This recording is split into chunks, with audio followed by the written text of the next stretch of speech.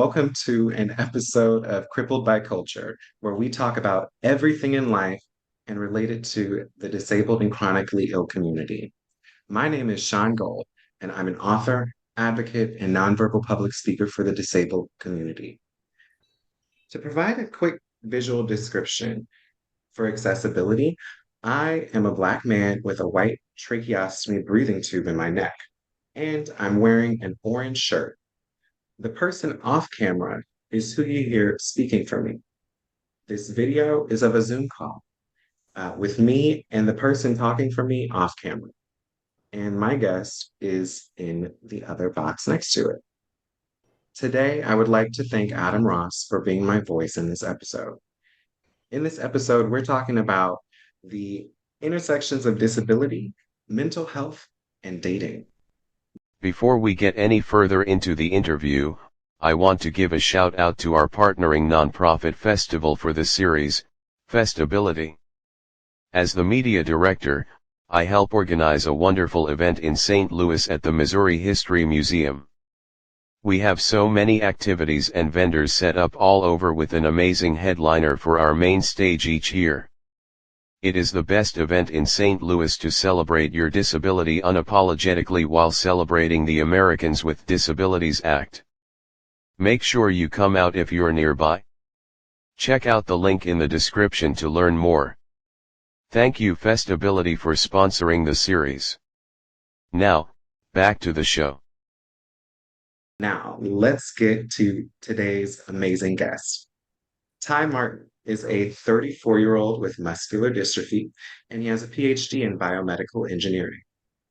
His research focuses on Alzheimer's and disability tech research and development.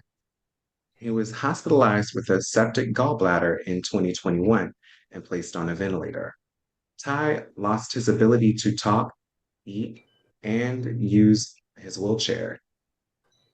Fast forward to today, and he's able to drink his favorite iced latte and eat chips and guacamole. Tye, thank you for being here today. How are you Sure. doing? Doing pretty well. Happy to be on the weekend, Saturday, and football coming up Sunday. Love it. Yes. And would you mind giving a brief or long, whatever, would you mind giving a visual description of yourself, please? Sure. Yeah. Well, I'm a white male with glasses and a mustache and beard, and in the background is part of my TV and my diplomas from several years ago, actually now. So I appreciate seems like that. 2019 was yesterday, but it was a while back at this point. Yeah, it's yeah, the time. It's been flying. Um, and thank you for the visual description, Ty. And so first, do you identify with having a disability or chronic illness? Yes, I do with disability for sure, and then chronic illness has been something that started up kind of recently. Yeah. And can you talk about a little bit about how your disability or disabilities affect your everyday life today? Yeah, so muscular dystrophy is something that it can range based on which type it is and which individual. But for me, it's the Duchenne muscular dystrophy, and it's gradually become more and more prevalent with every activity I do. So now I'm at the point where it's other than speaking, and once I have my trackpad doing everything on the computer, other than that, like everything is affected. So eating, drinking, getting clothes on, leaving the house, anything like that. Yeah. And how old were you when you got diagnosed? So I think that the doctor started seeing signs around 8 or 10 years old, and then symptoms didn't really start, um, at least not aggressively, until I'm going to say 4 or 5 years later. Okay, yeah. And through elementary school, I would try to keep walking and finding ways to keep standing, and doing that kind of stuff. But then gradually, it got to the point where there were several falls, and I needed assistance with one of the three-wheel scooters that you see like in Walmart or wherever. So yeah, it kind of just progressed from there. Gotcha. Okay. And do you feel like there are other things going on that you feel are not diagnosed? You know what? There might be some like slow transit, like digestion and stuff with, because I actually was in the hospital with a septic gallbladder, and like, and after that, it's been kind of difficult making sure I move enough, and that when you're not mobile enough, you can develop things like pressure sores, or maybe that you have issues with like bowel blockages, things like that. So there might be some undiagnosed things on that side of it, Right. if that Yeah. makes sense. Yeah, absolutely. And like you said, everybody's experience is going to be different and it can vary from, yeah, exactly.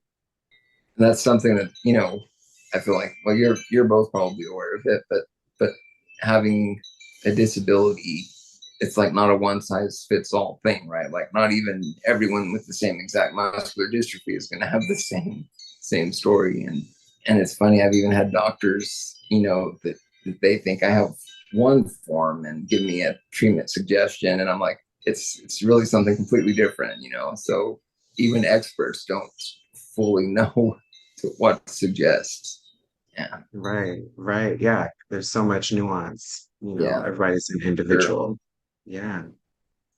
Um, and did you have to go through like any of your own internalized ableism along Yeah. the journey? And yeah, how was that journey uh towards It's inner acceptance? oh, sorry, go ahead. That's okay. That's okay. I was just asking, how was that journey? How has that journey been towards inner acceptance? Yeah, that's something I feel like I really got better at once I was at the university and when I started my graduate school work.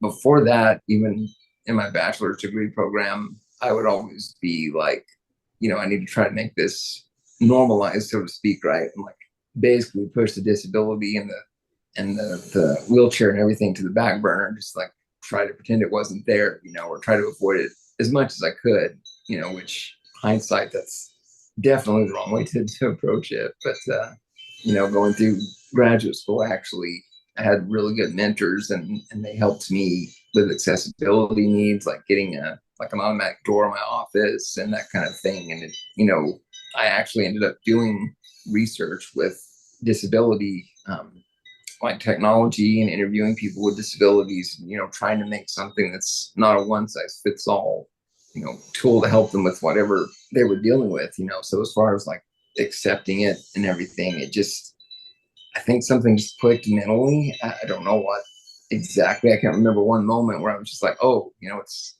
like I've kind of figured out that, everyone has their own disability, or they will at some point. I mean, and it's a human thing, It doesn't make anyone any less human than somebody else. Exactly, exactly. And I love what you said about accessibility and how that made such a big difference. And Yeah. the support, right? That's so Right. important. That's so important. Yeah, because you're right, absolutely. Disability, it's everywhere where it's everyone, it's very human. Absolutely. And it's ignored a lot of the times, right? Because people are uncomfortable with disabilities and realize that they're more than likely going to become disabled in life, as well, because it is a part of that human experience. Exactly. Yeah, Exactly. And I always think about it like somebody should like roll a mile in my wheelchair, and like figure out the exact things I go through. Like, for example, the push button doors as you're going through like into public buildings or whatever. Like the people that install those things have no idea where to put them. And a lot of times, even at a university, like, you drive up to the door and try to reach it, and it's not accessible at all. So you have to basically, sit outside and wait for somebody to open it. So it's all these things until, you know, people understand or that they see it or that you tell them. It's like, they don't necessarily know that it's an issue. So I think it's a combination between just not understanding the needs, and also just, it looks different than what they do, so it's, abnormal or whatever. Yeah. And, it all goes back to your point, Ty, about uh, disability is going to show up in infinite ways. The experiences for different people with disabilities is going to be infinitely different, right? And yeah, I mean, gotta ask Yeah. us, right? Gotta ask us. We've got to be included in that. But I'd love to move on to, more of the community that you've Yeah. experienced within disability and your involvement in the disability community. Mhm. Um, why do you think that the disabled community should focus on mental health more? Wow, that's a very like deep question for sure. And I think I go back to when, I was first like showing, like when I started using my wheelchair or whatever, and it was more noticeable than just me limping or something. It was just like, um, it was, how do I say, lost my train of thought there. um, let's see, No can we worries. Like, how do you define disability? that's a tough one. I really think in a lot of ways, to me, it's overcoming adversity. Like, it's trying to live your life, and I think that, their disability doesn't have to mean obviously something physical or just mental, or any combination. It can impact, your life, and be something you have to overcome, and I mean, like, even like having eyesight like mine where I have to use glasses. I mean, that's a disability, right? I mean, like, there's everyday disabilities that millions of people deal with, but because it's so prevalent that, it's not looked at as a disability. So, you know, Exactly, yeah. and to be fair, like, that can be an individual definition. I mean, everybody's definition of that could be slightly different too. Right, yeah, exactly. Because like you Yeah. said, we experience it so differently individually, in Yeah. infinite ways. And it's Absolutely. impacted so much by, situation, environment, people that you're around. There's a lot of variables for sure. Absolutely. Accessibility, yeah. Yeah. Yeah. Mhm. And when it comes to disability community, what do you think is something that stays with you that you've learned uh, from the disability community or any specific disabled person? It could even be just from your own experience as a disabled person. But what have you learned that stays with you on a daily basis? I think the first thing is acceptance to me, because I mean, back when I was doing my graduate work, I started out interviewing people with just any general disability that was interested in talking with me about like their situation and some of their like daily living needs that, that were challenges to them. And the more I went along, the more I realized that, you know, I have my system and my way of dealing with any of the challenges, or accepting my disability and everything. But then again, it's similar to the definition of disability. It's like every single person has their own thing that works, and a lot of them work really hard to do it independently, and a lot of them do it with family or caregivers. It's just, I've just learned there's so many people that, are creative and adaptive in their own way. Yeah, absolutely. And yeah, and people, may not even see something like glasses as being disabled, as they are the only normalized disability aids, right? Yep. Because yeah, it's whatever society deems as, gonna be acceptable or normal or Yeah. within the range. And then the vast many of us who don't fit within that. Yeah. Yeah, it all goes back to that social construction of disability. Yeah. And I think that a lot of people fail to realize how like isolating that can be, because it's a numbers thing. It's like, the percentage of the population that wears glasses is going to be, I would guess, really high, versus using a Right. wheelchair. And then you can get even more, like smaller groups of people with certain disabilities there. So it's, yeah, it's a difficult situation that, and it is impacted so much by, the culture and the place we live, and, even like TV, art, everything. It's like, this stigma of normalizing everything is just everywhere. Yeah, everywhere. It's it's all weaved into the society, into the cultures, right? Into the arts, Yeah. into the laws. Hmm. Um, yeah, disability is relevant to everything. It's Yeah. relevant to everything.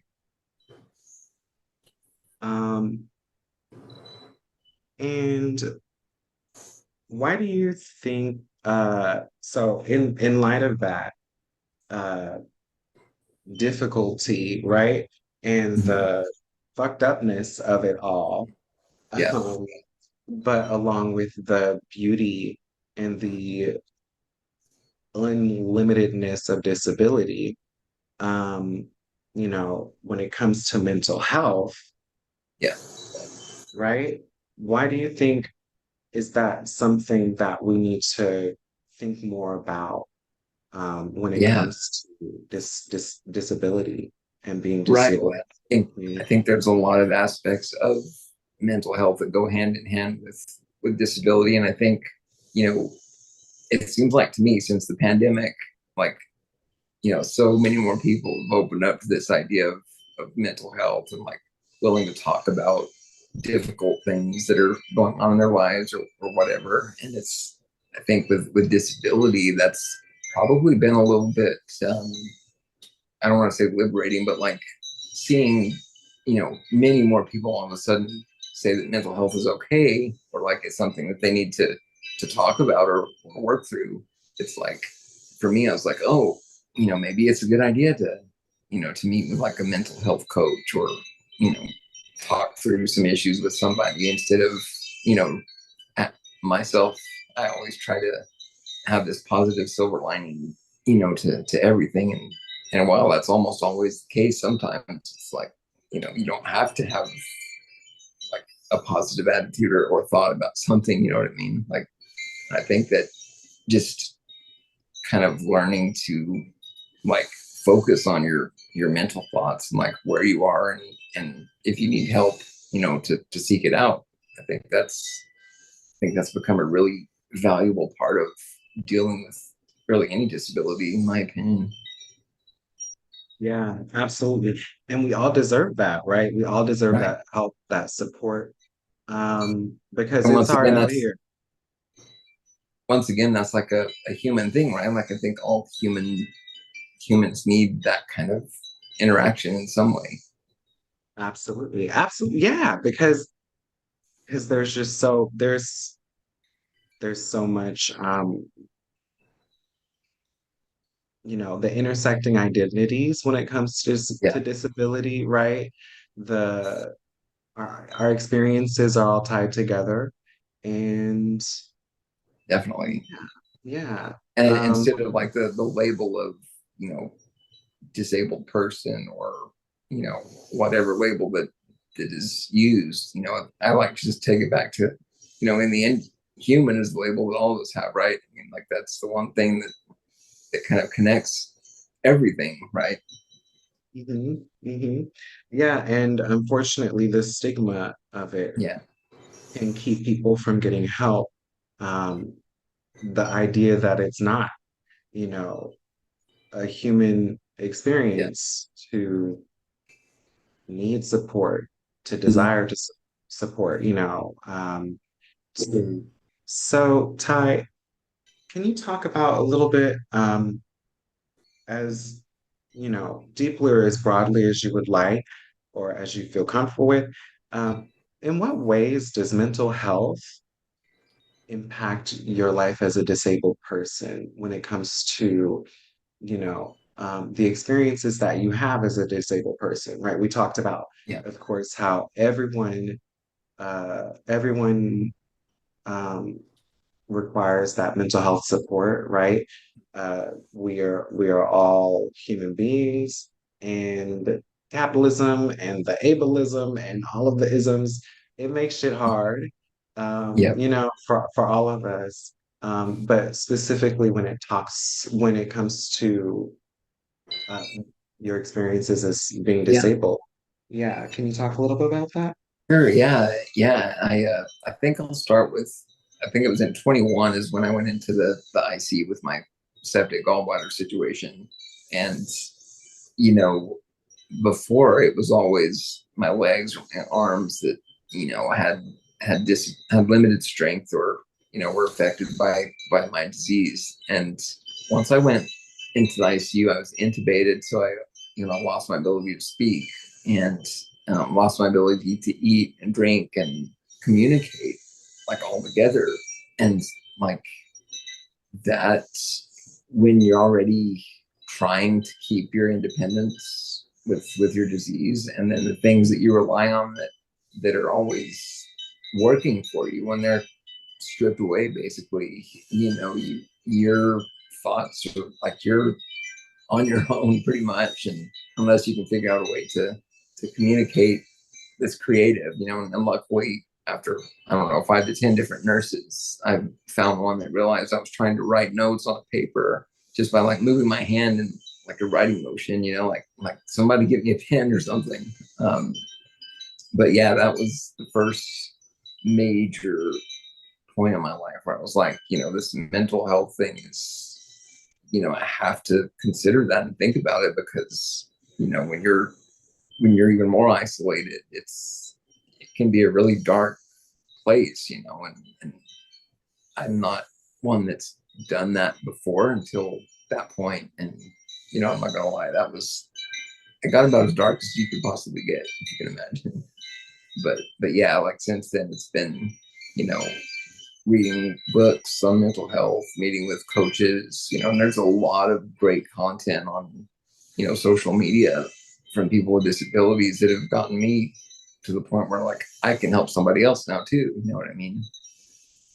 Yeah, absolutely. Absolutely. Yeah. Um, and that is something that, without having experienced it, many Yeah. people, right, probably wouldn't know what that's like, right? But Right. how afraid were you to possibly never be able to verbally communicate again, having that experience? Yeah. I can just say, from, like, physically, typing on a keyboard has always been kind of a slow thing. And since I started, school and everything, and like, I realized more and more that speech was something that, I kind of just leaned on and took for granted. And, like, when that gets taken away, you're like, any means necessary, however you have to communicate with somebody, like, that's great. I mean, like, if there's so many methods and tools and technologies, and ways of expressing, thoughts and needs and that kind of thing. I just feel like, you know, I almost took it for granted, for sure, being able to speak. And that's strange hearing myself even say that, because it's like I was already used to a disability, right? So I should have appreciated the things that I could do even more than I did. Yeah, but the experience, right? There's just Yeah. something different about Yeah. experiencing it.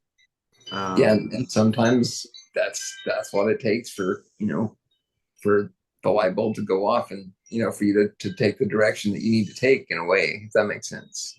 Like, mhm. I don't wish a septic gallbladder on anybody or 40 days in ICU. Right. But if there's one thing, like, if you want to, like, take stock of where you're at, where your life's at, and where you want it to go, and if you want to change anything, like, that's a good time to do it, because you have nothing else to do.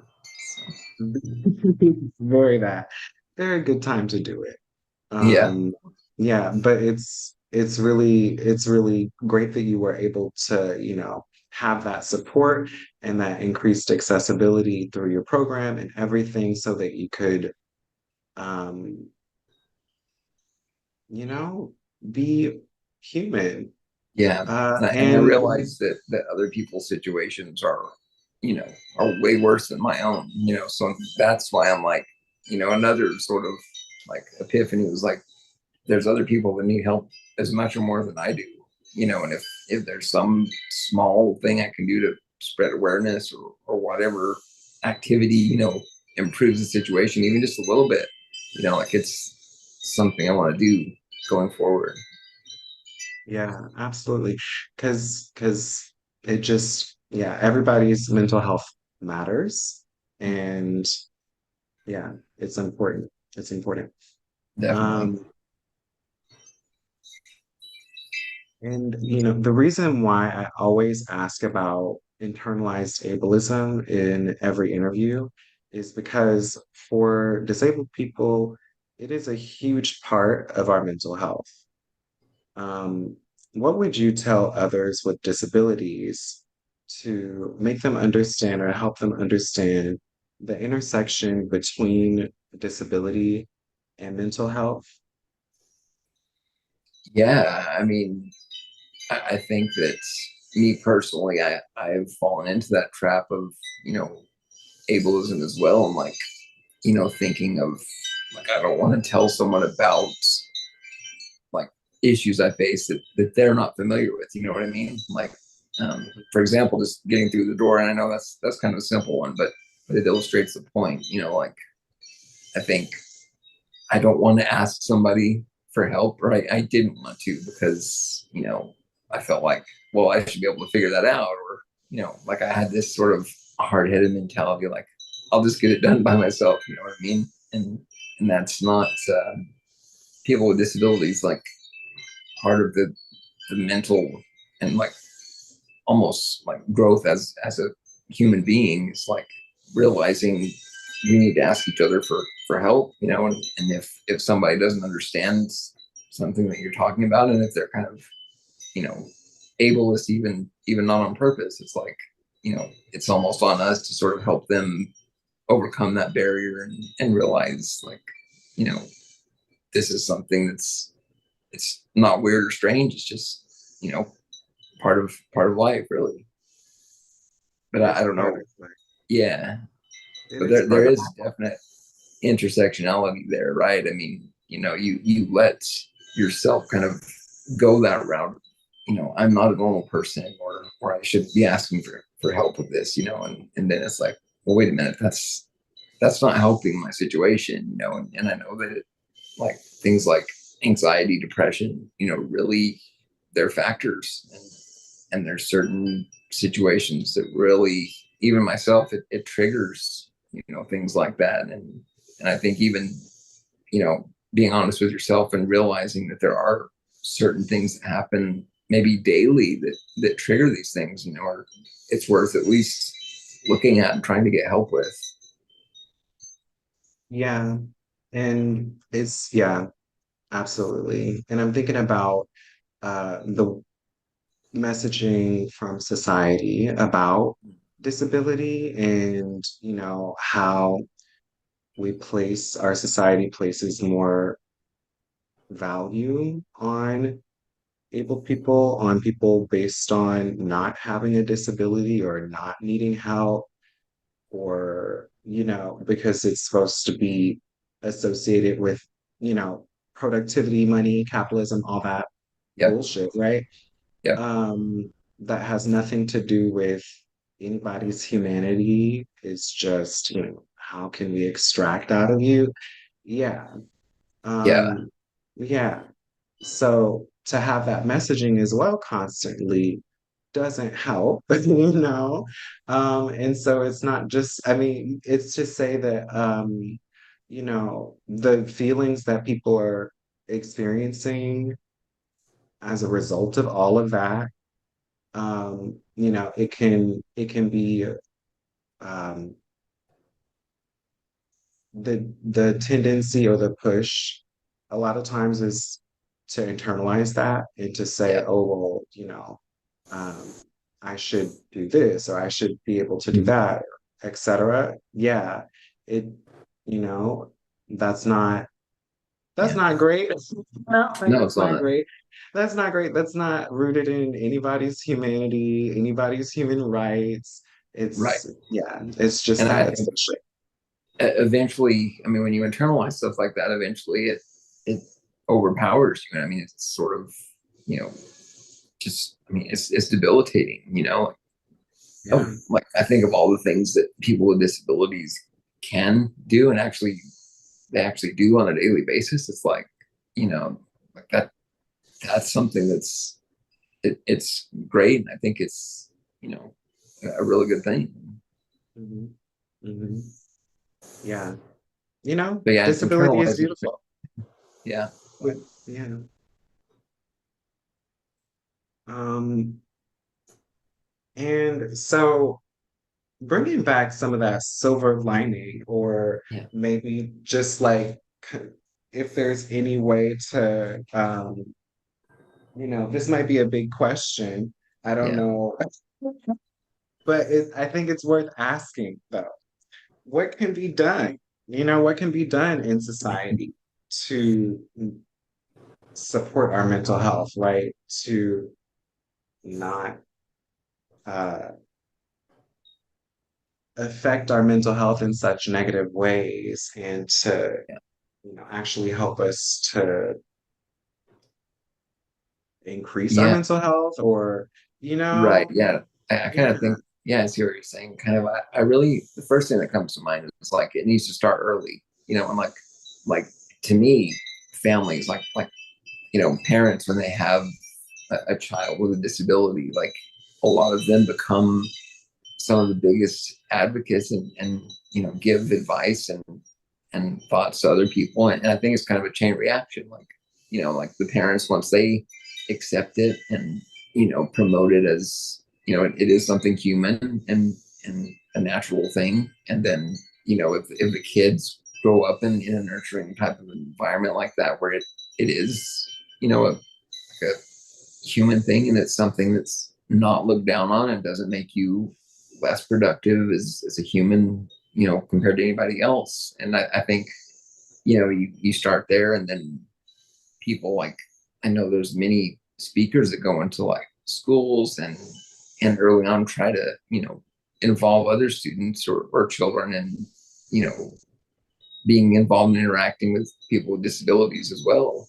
And then, you know, go from there. I just think, you know, there's like these places where like it's taking like a catalyst, right, to get it going. And then, you know, you would think it would be a sort of a, you know, like a snowball effect, right, where it just gets more and more momentum. But there's still so many places I feel like people don't have the awareness and to be honest, maybe there's not many people with disabilities where they're at, you know. So I think spreading that message and that awareness um, and social media has made a huge difference. It's really helped with that. But even me personally, I'm so surprised that certain places you go or certain accessibility issues that pop up. It's like, you know, it's still causing all the problems, including the mental problems, you know, and stress and worry too. So I think just keep like the more we can energize the water, so to speak, right, and have like a pipeline of like advocacy and just awareness and knowledge, you know.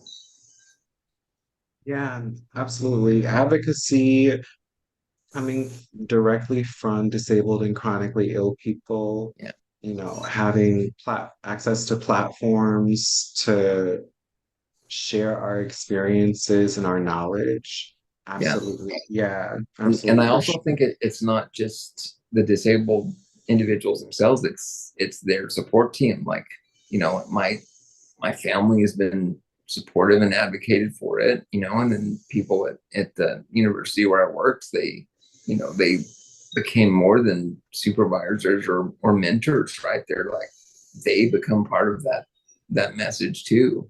And then, you know, like I've mentored students through the years and they've become part of it, you know, so it's, you can see places where it happens.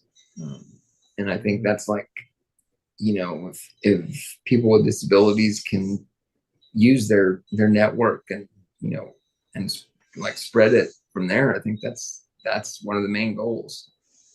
Mhm. Yeah. And, I think one of the hurdles with with it, right, with battling this stigma against disabled and chronically ill people Mhm. and just ableism overall is, the ways that parents are so often told about their children's disabilities is Yeah. so often in a negative way. So it's from the start not helpful because Yeah. even if they are, first learning about a particular disability or illness at that time, they're hearing it with like the worst, like just the worst idea of it. Yeah. Um, Yeah, yeah, and basically like the child's life is over before it even starts, and it's like, well, no, you don't really understand the situation. right, right, exactly. Because, Yeah. because they're they don't experience it, Yeah. and clearly they're That's so else too is like disconnected from disabled community. exactly, and like the mortality and death again. That's another human thing, right? And like just because you have Yeah, a certain disability, that doesn't necessarily define how many years you have, right? right, And then there's right. others that they lose. I mean, they're gone, way too young for just strange reasons or accidents or whatever. So I think that parents, I mean, if I had a child that was showing signs of a disability, I just think that you have to be, you know, creative and have an open mind about like there you can still live a full, successful life, and your family can enjoy that as well. I just think that too many parents, they hear that news and they're just like, they shut down, and it's such a negative, diagnosis or negative message for sure. Absolutely, yeah. Yeah. And it's also the lack of accessibility, right? Because once they hear that message and then they look around and they see Yeah. the lack of accessibility and the ways that our society makes it hard, makes it harder, Hmm. um, uh, exacerbates disability, Yeah. rather than supporting it, you Hmm. know? There might be And some of that fear too. Yeah. oh, Mhm. exactly, for sure. There's way too much of that. And I think accessibility is also information, right? I mean, like whether it's internet, somebody else has a similar disability, it's like, if those information sources aren't there to help people through these issues, then I mean, what else do they fall back on? But what they've seen in society, their whole lives, basically. That just ableist thing is just it's it's everywhere still, even with all the progress. Mhm. Yeah, absolutely. Let's talk about dating. Oh, that's a fun one. Yeah, let's talk about dating. How has dating been generally? I mean, to say that it hasn't been impacted as much or more than anything else with my life, like that's a understatement for sure. It's been, you know, one of the biggest things that's affected, by a disability like mine. Everything from like the time you can spend with somebody before you need to meet with your caregiver, or just little things like that, or like you can't reach a straw to drink if you're eating up for coffee or whatever too. So it goes all the way from little things like that to much much bigger things like how do I move if it got serious enough? How would I move away from my current situation, and how would you deal with caregiving needs and all that, and then thoughts of being like a burden to your significant other if once you get serious enough, it's everywhere. Yeah, always got to look out for the ways that ableism, Yeah, for affects. sure. Yeah, and the like you were talking about, like we were talking about the lack of um awareness, Yeah. also, but lack of accessibility in general, all that Right. stuff. Yeah. Right. And And the online like dating atmosphere it's even filled with more ableism, I think, because it's someone just looking, they're sitting at home behind the screen and they're like, that person doesn't look like they don't have the six pack I'm looking for, right? So I'm just gonna move on. Mhm, No problem. oh yeah, because Um, ableism and um, patriarchy, right, and all of yeah. the gender oppression so tied Oh yeah. together. How do you feel about the online dating apps, though? Do you like them? They fucking annoy me. I I can't even describe to you how much I hate them. Even though when I first started, it's like, well, I couldn't go to all these places to meet these people, before. So I was like all about it, right? Like I was doing the spotlighting and like the, promoting like my profile, all of that stuff. And like the more you do it, the more you realize this is worthless. And it's like, and then don't even get me started on like the disability focused apps, that they're making these days. Like they're they're even worse. I mean, it's just it Right. seems hopeless at times. And But it's bullshit online dating. totally is. Because it's this, it's supposed to be the most accessible way to date, Yep. right? Yep. And then all this fuckery. And it might be the least, really. Exactly, because of that, right? Yeah, and can you tell me which ones are the disability focused ones? Just Oh, just like curious. the apps. Well, there's I know there's one called, is it like wheelchair date or dateability? I don't know.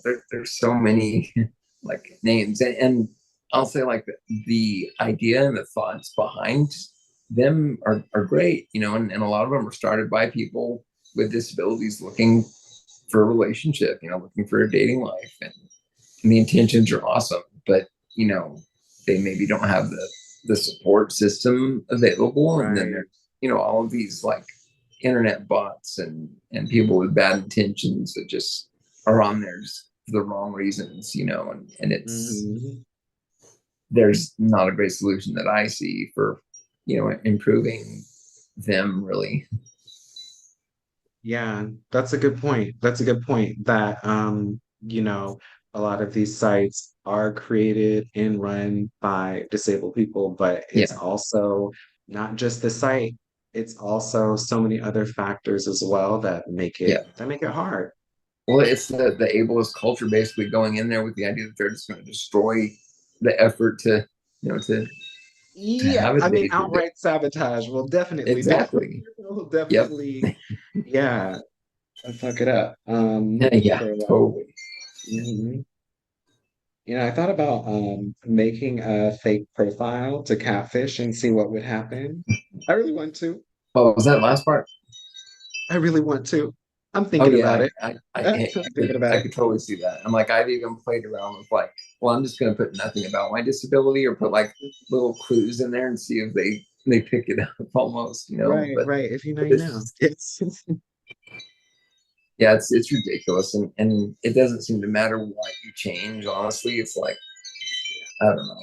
It's it's not a great system. no, no, it's not. No, it's not. Why do you think there is a stigma online specifically about interabled relationships? Like, why are many people calling these relationships fake? Yeah, that's again, it goes back to that normalization in society, right? Like there's so Yeah. many stories, like people assume they see, someone in a wheelchair with somebody who's walking alongside, and it's just like, oh, well, that's a like a charity case, or like they're just trying to get attention or whatever. And I'm just like, you guys don't know the like you know the connections that you can develop with someone with a disability. I mean, that they're deeper than a lot of other ones, right? I mean, and like then there's disabled relationships too that I think are they're just as good, like just as deep a bond and connection. And I just think that online especially, it's like again, someone sitting behind a keyboard, like trying to sabotage or trying to like entertain themselves for a few minutes, right? And like come up with these things. And it's just, to be honest, a lot of them, I don't know how a lot of social influencers, especially if they're like an inter-abled couple trying to, you know, talk about it, is like, if you read comments on these things, like if you read your Twitter feed and all of that, you might as well just like, I know it's hard to ignore it, but Yeah. try to minimize it or try not to give them as much of a voice, you know. But then, you know, you really need to get those accounts blocked. But there's so many, Yeah. yeah. And I'm sure that there's thousands that are probably blocked by, you know, people that are making content. But it's like, yeah, there's, and it's not just disability either, right? I mean, like any issue, like Mm. societal issue, any, you know, say you like, even you like a sports team, right? And you're getting attacked by these like faceless profiles, you know, running you down. It's just that online, you know, culture with that. It's just, it's bad. And that's why like I go to things like videos, like interviews, like we're doing right now, you know, like face to face people that are talking. Like that's, it's kind of a nice change, right?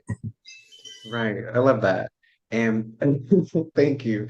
Um, because there are so many places online where it's not welcoming. It doesn't feel like it even takes into account that disabled people exist at all, No, you know? that's, Yeah. and there's nothing that removes the human, you know, factor more than, you know, these faceless like chat messages and things. It's just, it's ridiculous. Yeah. Yeah. It's that block function. Okay, it's crucial. It's Yeah, crucial. don't be afraid to use it is all I can say. Yeah, yeah, And to be honest, you can tell, almost always you can tell which ones are the ones that need to go. So it's like, exactly. Like, I think don't you're be here afraid of for, hurting feelings, yeah, right? exactly. Trust your gut. Oh Trust yeah, your gut. And even if a couple was, doing it for the money, yeah, an online, so influencer relationship or whatever, so what? If a disabled person is aware of the situation and yeah. still getting sex, so what? I mean, it's a like a personal thing, right? Like if you're like in a situation where you're at a good place, then by all means, for sure. Yeah, yeah. And where do you place the importance of your dating and sexual life in relation to your disability? You know, a lot higher now than I used to. I'll say that much to start with. But you know, Yeah. like growing up with a disability, you know, the first thing was always I was good at studying, I was good at academics, you know, and had good grades, and you know, like that. I used it in a lot of ways as a crutch to some extent, right? I mean, like obviously there was good from it as well, but I think it's easy to fall back on, you know, because I'm good at math, good at science, you know, that like I can almost ignore these other things that are, I mean, they're human needs too, right? Like Yeah. it's human to want, you know, a relationship or, you know, someone to have like a sexual relationship with. I mean, that's not, Absolutely. again, that's a stigma thing, and it's something that you can beat yourself up about, that you don't deserve, you know, that so many other people want, right? So it's, for me now, it's, I won't say it's the only thing that matters, but it's up there among, you know, the top priority list for me, you know, just like, you know, my family, and then, you know, faith, Yeah. and that, you know, all those other human needs with wanting a partner, you know. Absolutely. Yeah. And it's a valid desire, right? It's a very Right, human desire. right, And, there's going to be different reasons for different people, whether, where they exactly, place that right, in what they're valuing at any given point in time. right. But there's nothing wrong with it either way. Exactly. I mean, if that's something that you want, then you shouldn't. like think you don't deserve it just because you have a disability or you're in a wheelchair or whatever, right? I Right. mean, and again, it's kind of like the wheelchair or like accessibility tools. It's like it's not a one size fits all. It's not to say Mhm. that because I rank it up there on my priority value list that someone else has to. But if they Yeah, do, then great. They should have that option as well. absolutely. For Yeah. anything, including sex, Yeah. including Yeah. relationships, including Totally. connection with Yep. other human beings, Yeah. consensual, like as long as it's that, adults, Yeah. have Right. that, right? Yeah. There's I do. nothing wrong with that. Yeah. And I think that's again anything that makes somebody human or is a human need or desire or anything. It's like, you know, it kind of is up to the person, really. Right, right. Yeah. But the main thing is nothing is off limits, or yeah, at least it Yeah. shouldn't Yeah. off limits. And no, like nobody should be forced to change, because somebody else says they should, right? Exactly. Yeah. And I'm glad that you brought up too the need for the distraction from dating and sex, Yeah. Yep. because I do that with my job. You know, Yep. I haven't had a relationship. I would obviously want one, but Right. because of the inaccessibility, Yeah. I make myself work all the time. Yep. You And know? and COVID made that worse for me, honestly, because like Yeah. instead of being forced like to have some interaction daily, it was like, oh, I should just be in my room working all the time, right? And so like you know the self-imposed pressure to you know like have success and be productive and Mhm. like and then I was like, well, I'm working from home now. I should make more progress than anybody else, right? Because like I don't have the accessibility issues of going into society. So it's just Right. like that's not a healthy thing, and like No. whatever you have to do to not isolate in one place and not spend all of your time on on work. And I mean, if you enjoy it that much, great. But like if it's well, for me, it was kind of a crutch or like a distraction from other issues that I probably should have addressed a while back. Like going back to the mental health and like internalizing these things. It's like it's easy to get into that mode of like I'm good at this and I can just not stress out about the other parts of my life if I do this. But yeah, Yeah, it's not healthy, but it's yeah, what I do. And like you said, there's other shit going on. COVID, yeah, like it's definitely still doing its thing. yep, And, for many of us, maybe that our day-to-day it looks different now from a right, year ago, but for right, many of us, that's still not the case. right. Many of us are definitely still needing to be very mindful of Oh COVID. yeah, yep. And, And I so will say too, like that's not to say that you know you need these other things in your life, like like having a job, or hobbies, or like volunteering, whatever it is that you're interested in and that you're able to do. Like if you're passionate and like want to do it, like you absolutely need those things alongside other issues that you're trying to work through that maybe don't have a quick, easy, or simple solution.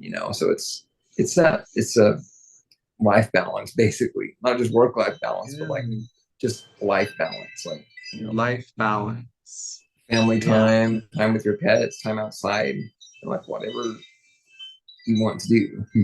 Yeah. And And there's like nothing about being disabled that just automatically, you know, turns off part of our humanity or it turns yeah, off part of, like, right, yeah. yeah, that's I like that line a lot. Like those switches don't just go off, right? I mean, they're still there for sure. Exactly. Yeah, Exactly. Absolutely. Yeah. Absolutely. The in-person, the face-to-face, the Zoom calls, all of it, it plays a part in connecting us with each other. yeah, And yeah, when it comes to the Zoom fatigue, very understandable, Yeah, especially yeah, for those of us who have been isolated,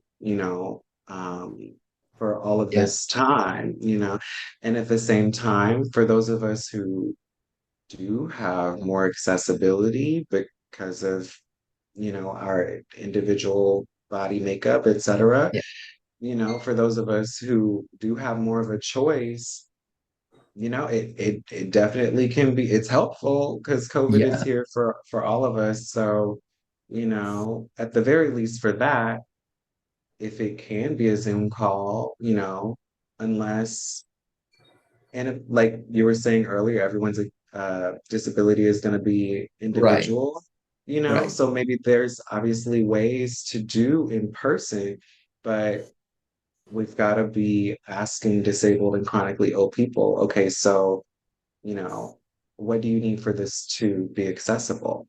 right, right, exactly. And that's a good thing to always like think about that person and ask that person like what they're comfortable with on in person or Zoom or whatever. And there's people that aren't comfortable being on camera, and I understand that too. So it's to me it's about again being open and creative and kind of expressing what you're most comfortable with doing and going with it, right?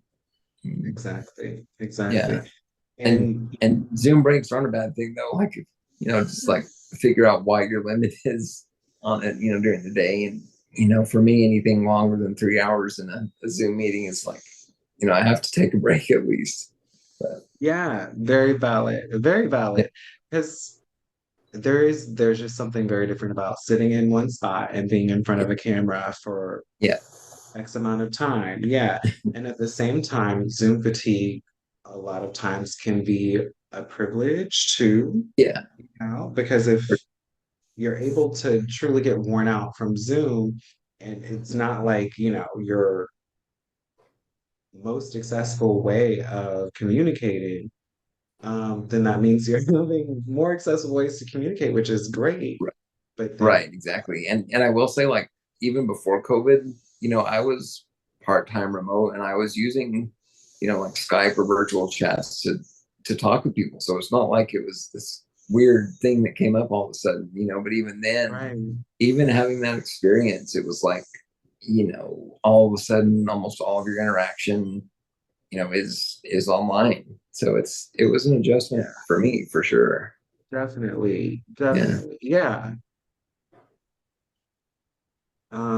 Just the adjustment of it, the difference in not being able to, do your day-to-day life in the ways that you have been able to Yeah. do it, with the limited accessibility that we are Yep. experiencing already, right? Even and before. and and you work so hard to develop a system and figure out your needs and everything, and then something like COVID comes along and just completely like, I mean, Yeah, it wasn't, I mean, I know in some sense it affected like all society, but for people with disabilities that already faced ableism and like isolation and that kind of stuff, it made it worse. And it's yeah. yeah, it's Disruptive would be an understatement.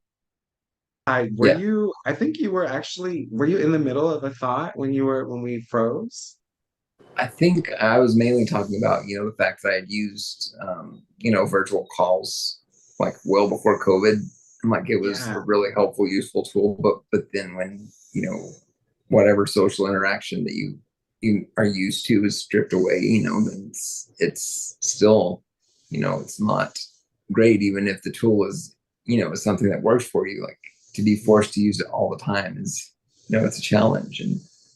And again, everybody has their own setup and their own stuff they're comfortable with. And COVID just like came in there like wrecking ball status, right? And just totally like obliterated right. anything that we had as like our normal day to day. Total disruption. Total Yeah. disruption. Yeah. Um, and so when it comes to dating, um, and meeting people online, connecting with new people online, Yeah. in your experience, what would you say are some red flags? that we as disabled people, disabled individuals, people with disabilities should look out for in dating? Yeah, one of the big things to me is the whole idea of that, like people that are almost addicted to inspirational stories, like like it's the wrong reason to be attracted to somebody.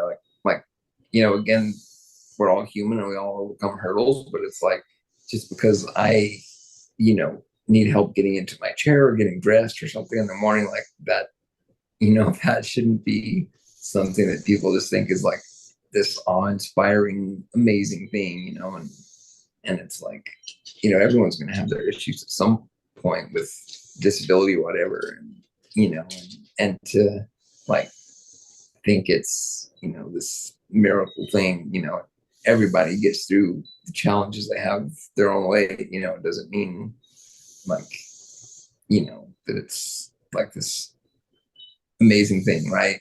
So that's one thing, being, if they're just like overly like inspired and like like you give me a reason to wake up in the morning, just whatever. um and then obviously things like trying to get personal information that somehow they can mess with your identity or whatever, or like obviously asking for money like for things is like a big red flag. And then like the profiles, like if you see someone's profile that they have maybe like one picture and like zero posts and 25,000 followers, and they're like, why don't you like join my cause and help promote your disability or whatever, Yeah. that Yeah, kind of thing. And I've seen them. I've totally seen profiles like that to try to, try to manipulate that way. Um, that's I'm trying to scary. think. Yeah, it's predatory, right? Seriously, yeah. And I think that it's much more predatory for people that have disabilities, right? Because like they can be taken advantage of in other ways that able-bodied people can't. So I think, you know, meeting in person too, I feel like if you get to that point on social media, like make sure it's a safe public place. Like Yeah. don't let someone just like meet up with you and maybe take your wheelchair van and take you on a drive like to some, you know, like abandoned place or whatever. I don't know. But Yeah, it'd be like a exactly. horror movie, right? Like Truly. even I was in I did this once and I probably won't do it again, but I was in a speed dating thing where we had like 6 minutes per person, but it was so random. It was like in a brewery or a winery, and they took us back to this room. It was like a warehouse or something. And I'm sitting there thinking, I've seen this on Netflix somewhere. Like I should not. And I was the only one that was disabled there, but I couldn't help but think like, this is a public place, and I felt a little bit like endangered. So, you know, just Wow, like, yeah. yeah, and be willing to be a little bit cautious, I think, right? Because if the person is attracted to you, or wants to talk to you, like virtual should be an option at first, right? And then like public places, and then go from there.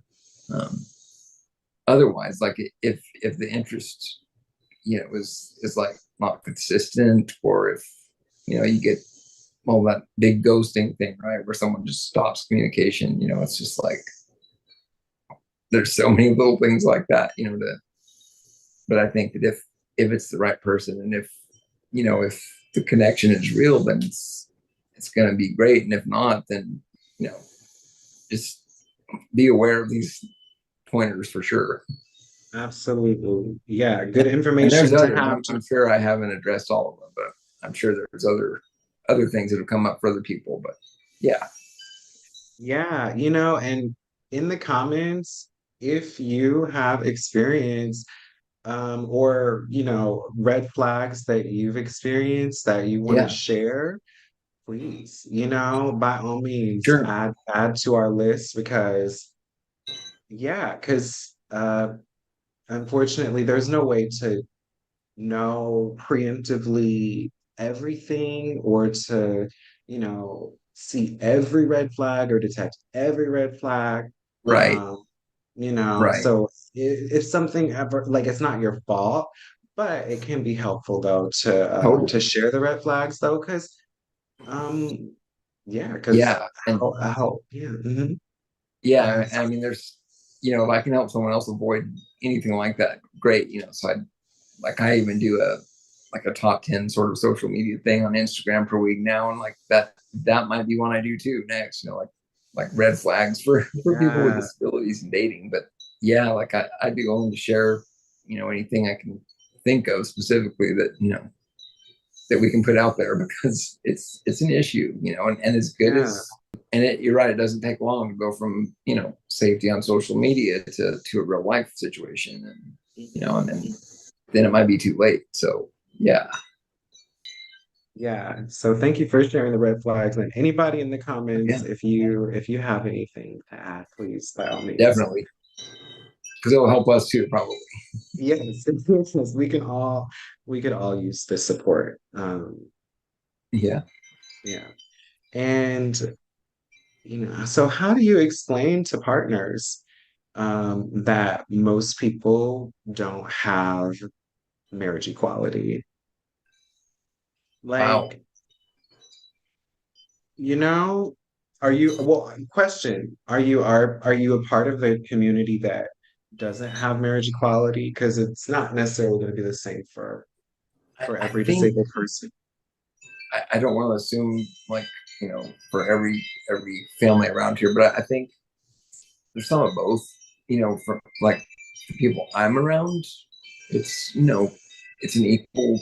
I mean, I think the equality is for the most part, fair and right. But then there's always some that and it doesn't have to be Yeah, disability, right? But like other, I don't know, different ethnicities, different religions, different like political affiliation, like that can lead to inequality as well. And I think absolutely. it depends where you live too. But Mhm. myself, I try to again be balanced on things. I'm like, if it takes away anything that's a freedom, or is gonna impose on somebody or oppress somebody, it's like you know like that's, it doesn't matter where it's, right, if it's in a marriage or whatever, like that just shouldn't.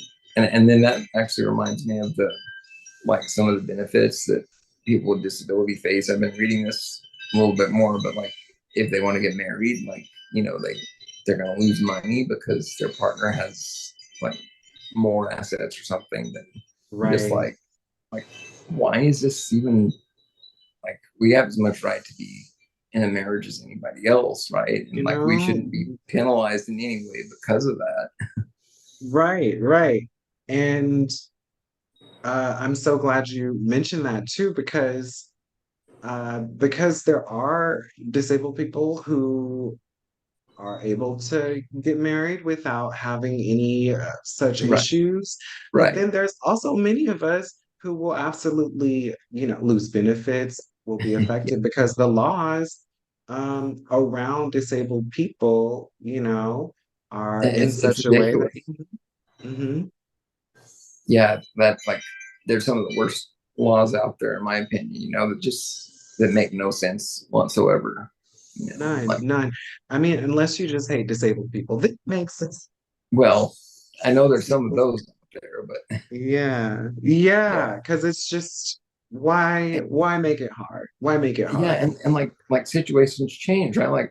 Like I was fortunate enough, for most of my years with the disability, I could work and make enough, money to support Mhm. myself and do everything I needed.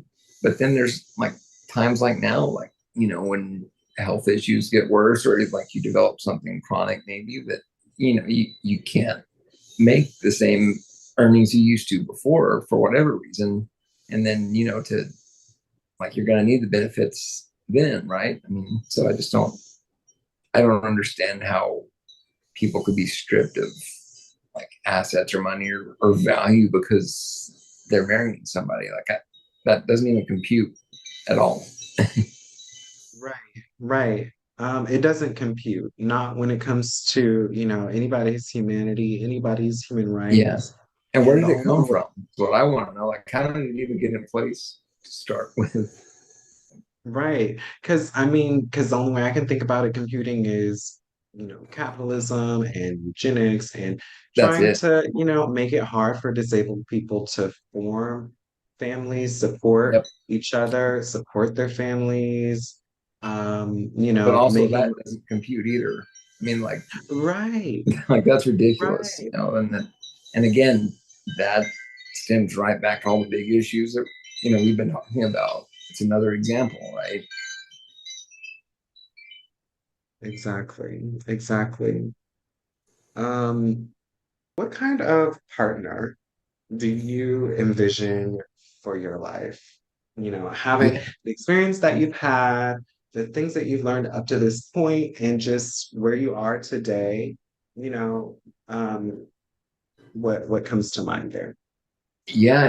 I definitely, I'm not like super specific, but somebody that definitely, has like the right, like, I don't know, the right mindset in a relationship, that's like, it's about connection, it's not just like a physical thing or whatever, but also somebody who, has some patience and who's like willing to be creative and, like somebody that's kind of open, right? Like maybe even a bit adventurous, right? Because, if you haven't lived or been with someone with a disability, like in some ways it's an adventure because you're going to get new experiences almost every day. So, Oh yeah. I Oh think yeah. You won't be bored. no, you won't. And to be honest, like don't assume, like I don't want someone who assumes that they know like what all I can do in a relationship, right? Like, or even like assuming I couldn't travel or live in the location where I find the right person, right? Like, I think that, and this could be for disabilities in general, just don't, someone that doesn't have assumptions, right? Like, who's just like open and honest and willing to, to do new things. I think that's the biggest. And, the person I'm looking for doesn't necessarily have to like every single thing I'm into or anything, but and like obviously air travel is there's all the issues that we all know too well about that. So like it's not Right. like I could travel to all the continents right now, but you know, but there's still other places you can travel that don't take an airplane too. So, just Yeah. yeah, Yeah. Don't assume, right? Like right. don't assume, don't write people off. And in the People same way, like the person I'm looking for, I'm trying not to write anything with them off either, right? Like I um, try not to have strict expectations, right? Because like sometimes what you think you might like or be interested in isn't what you end up, wanting either. So yeah.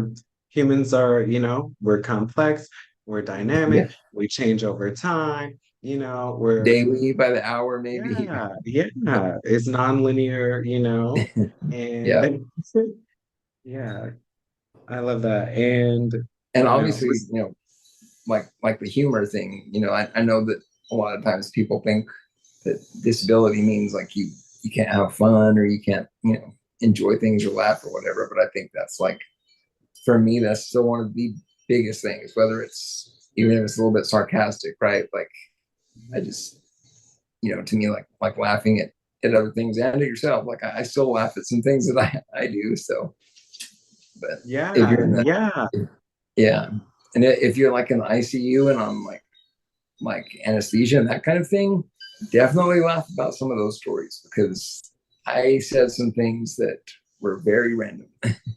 So It's there's just something about there's something about the anesthesia. It yeah. brings out the random. It brings out the Oh random. yeah. Yes, But I yes, laugh at it though. Like that. That actually is one of the few yes, things that I remember from being in there that was kind of funny. But yeah. Um, yeah, just being open to the different experiences that, different disabled people will have, being yeah, open to, how that individual, each disabled person is gonna experience stuff because you experience that as funny, but if someone's assuming, yeah, oh, it's not, then there's that misconnection, that missed moment of connection, right. where it could have just been funny. Yeah, yeah. Um, Yeah. yeah. So, was there anything else though that you wanted to talk about today? Anything that we didn't touch on?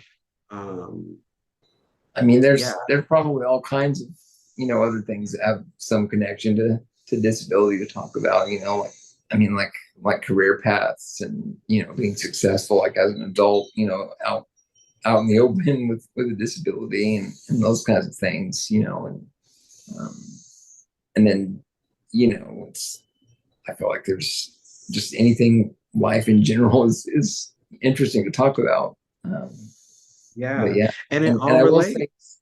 Mhm. sorry. I was just saying it all relates. Yeah, for sure. And I was gonna say too, like some of the, it's not to say that only people that have been around people with disabilities are good partners, but I found in a lot of cases that the environment that someone's been around, whether they know someone with a disability, like who's a friend or family, or if they have a child with a disability, it's like, just they have that deeper connection, right? Like they understand at least in some sense what you're going through, right? I mean, that's something else that I've noticed lately, that at least some familiarity seems to like break down that ableist, kind of thinking. Absolutely, absolutely. And and it's such an important part of our lives, right? The close connections that we have. Yeah. And people that Um, relate, right? yeah, and people that relate. So it's definitely worth it um to be selective and but also to be open at the same Right. time, you know? Yeah, Both things at once, right? exactly, Yeah. exactly. Ty, this was great. Yeah, I Um, enjoyed it a lot too. Thanks so much for, yeah. I mean, like this kind of thing is not something I've like seen. I mean, this yours is the first one where you can actually, sign up and do that. So Well, I'm so honored that you yeah, came I appreciate on. it. So glad. Thank you for coming on and having this conversation. Yeah, no And problem. yeah, I'm glad to Let's hear start you back enjoyed off. it. I enjoyed it. I appreciate all of the insights, the red flags, the silver linings, all of it. And if people want to connect with you and support the work that you do, where can they Yeah. do so? Well, definitely on Instagram is like the main place where I'm, doing things these days. But it's Dr. Tye Martin with a period after doctor. Um, yeah, and like there's stuff I try to bring in that's disability related, but also other things that people might enjoy or find useful. So, Yeah, infinite range, infinite range. yep, exactly. Um, yes.